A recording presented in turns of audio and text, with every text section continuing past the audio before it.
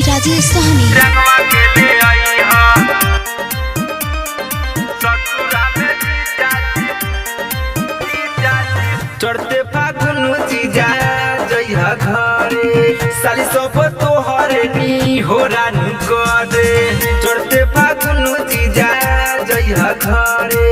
साली सब तोहरे नी हो रानू करे बतिया ना भूलई हा हो रंगवा खेले आई हा हो होलिया खेले आई हा ससुरा में जीजा जी रंगवा खेले आई हा ससुरा में जीजा जी होलिया खेले आई हा होलिया खेले आई हा हो होलिया खेले आई हा हो रंगवा खेले आई हा ससुरा में जीजा जी होलिया खेले आई हा ससुरा में जीजा जी रंगवा खेले आई हा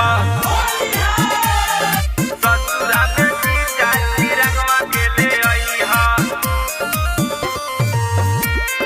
होलिया खेले आई हा ससुरा में जीजा जी रंगवा खेले आई हा रंगवा के टीबा जीजा ओही जा से लई हा ओही जा से लई हा जीजा ओही जा से लई हा मन भर रंगावा तू हमके लगई हा हमके लगई हा जीजा हमके लगई हा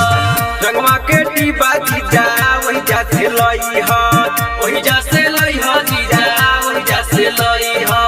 मन भर रंगावा तू हमके लगई हा हमके लगई हा जीजा हमके लगई हा पुआ बतौले रहम आई के तू खई हा हो आई के तू खई हा ससुरा में जीजा जी होलिया खेले आई हा ससुरा में जीजा जी रंगवा खेले आई हा ससुरा में जीजा जी रंगवा खेले आई हा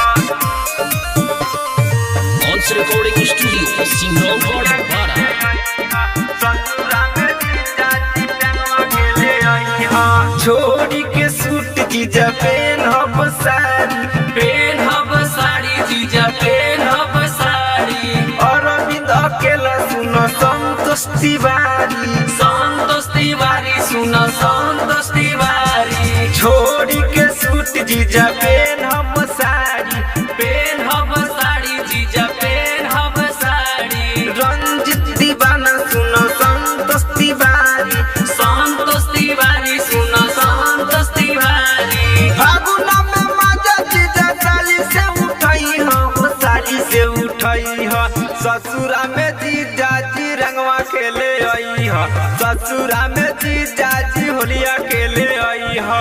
ऑन्स रिकॉर्डिंग स्टूडियो सिमरन गढ़ बारा।